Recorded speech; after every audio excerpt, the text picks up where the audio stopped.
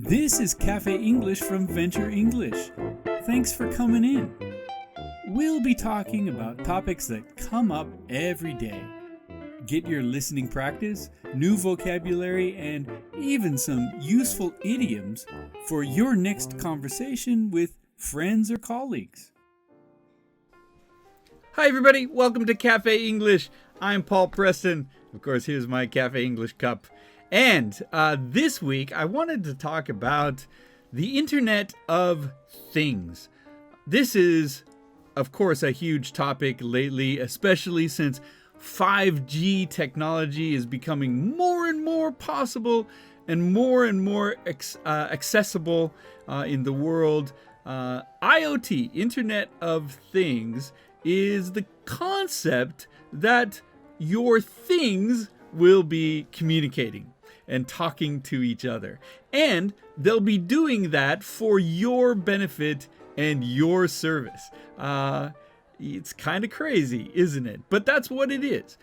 And the reason 5G is so important is because that's what allows device-to-device communication, or efficient device-to-device communication. So they can talk to each other quickly and they can communicate the needs and the requirements of a situation. I've heard crazy stories about the Internet of Things. Of course, we all know the idea that, well, I can turn down my lights, I can turn up my lights, I can turn down my heater, I can record a show I want on TV. I can turn on my computer. Yes, but that's just the beginning of what IoT could be, I suppose, someday. And yes, like everything, it's got its good points, it's got its bad points. Could be a little bit scary in addition to being convenient. One example is the phone and your behavior patterns as you use your phone. Of course, it's not the phone itself, it's your behavior patterns and the analysis of your behavior and the AI, or artificial intelligence, figuring that out, can read your mood. What are you feeling? And it can communicate your mood to your other pieces of equipment. Of course, your refrigerator might not care so much about your mood, but your car might. And maybe your stereo might, because you might want to listen to a certain type of music, and your phone is going to try to figure out what that is. Another thing that it can do is it can say, for example, the phone can say, oh, well, he's been listening to this music all day. Why don't you play some more to the car? And the car will say, okay, I know what you need, and I'll put on this music for you, etc. Of course, there's a marketing element to all of this, which is marketing to your mood and to your feeling. Well, you know, you're sad. You're listening to this sad music. Well, here's a sad album you should buy. Or here's some way to pick up your spirits. Why don't you join a gym or whatever?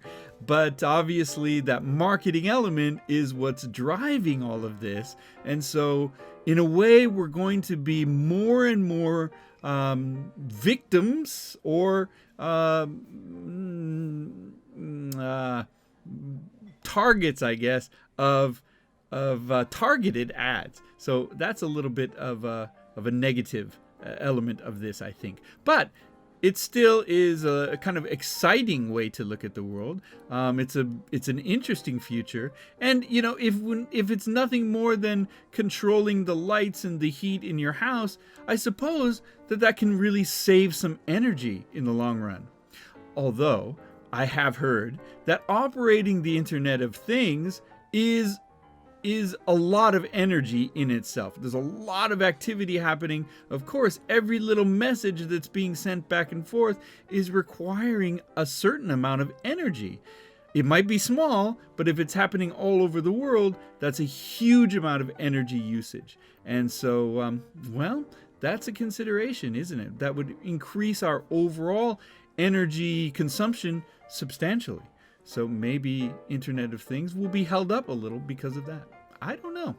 It'll be interesting to see how things develop in the next 5 or 10 years. Things could be very, very different by then, or maybe not. Maybe not so different. We'll just have to see. But for now, thanks for joining me. Thanks for talking about the IoT, Internet of Things, with me. And I hope that it was interesting and fun. Maybe you learned a few new words, and maybe you got a little bit of confidence for when you need to talk about the IoT in some future conversation. So thanks for joining me. I hope you'll leave some comments below and tell me what you think. And check out our other YouTube channels, our other YouTube shows on our YouTube channel, and our podcast, 3-Minute English, and Where Did That Come From? You can find it all on our website, VenturEnglish.com. So check that out too. And you can become a member for free. And you can also book sessions with me one-on-one. Would love to meet you and see you and practice English with you. So I hope that's a possibility. And we also have some courses there, online courses you can check out as well. So thanks for joining me this week on Cafe English. Bye, everybody. See you next week. Hey, I just wanted to let you know real quick. Maybe you have some concerns about how you're writing emails. We have a course for that at VenturEnglish.com. It's an email writing course. It goes through a lot of details about how to write emails and gives you a lot of advice about how to structure, how to use the right phrases and the right words, and also how to read emails that come to you. So check out that email course at VenturEnglish.com. If that's something that you think you can use, I think you'll enjoy it. Hey, thanks for joining me this week at Cafe English.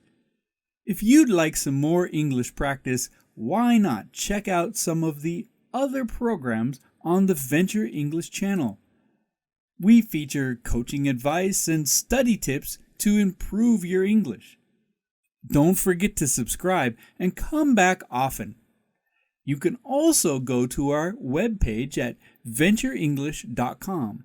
Become a member for free and maybe even try some of our courses. At Venture English, our goal is to help you speak English better.